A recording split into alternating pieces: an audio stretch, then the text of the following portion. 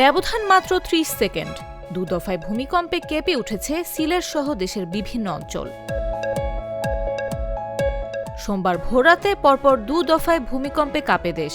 প্রথম ভূমিকম্পটি অনুভূত হয় ভোর ৪টা ৪৭ মিনিট ৩৯ সেকেন্ডে। এর ঠিক ১৩ সেকেন্ড পর অর্থাৎ ভোর ৪টা ৪৭ মিনিট ৫২ সেকেন্ডে দ্বিতীয় দফায় আবার ভূমিকম্প অনুভূত হয় সিলেট অঞ্চলে।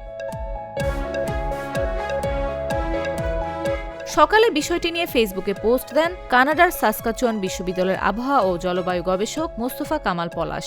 তিনি জানান, ভোরে বাংলাদেশ এবং ভারতের আসাম রাজ্যে ২টি ভূমিকম্প অনুভূত হয়েছে।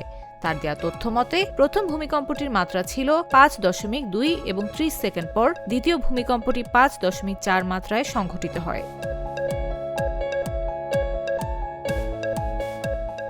দ্বিতীয় ভূমিকম্পটির উৎপত্তিস্থল ছিল ভারতের আসাম রাজ্যের রাজধানী গুয়াহাটির কাছের মরিগাঁও এলাকা। আমেরিকান ভূতাত্ত্বিক অধিদপ্তর থেকে পাওয়া তথ্য অনুযায়ী প্রথম ভূমিকম্পটি ভূপৃষ্ঠ থেকে প্রায় ৩৫ কিলোমিটার গভীরে সংঘটিত হয়। দ্বিতীয় ভূমিকম্পের উৎপত্তিস্থলও একই গভীরতায় ছিল। সতর্ক করে মোস্তফা কামাল পলাশ বলেন, যেহেতু দ্বিতীয় ভূমিকম্পটির মাত্রা ছিল ৫.৪, যা মধ্যম মানের ভূমিকম্প হিসেবে বিবেচিত, তাই আগামী ৪৮ ঘণ্টার মধ্যে আফটারশক ভূমিকম্পের আশঙ্কা রয়েছে।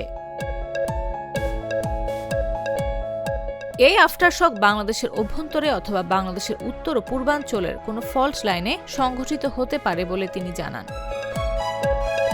নিউজ ডেস্ক, জাগো নিউজ।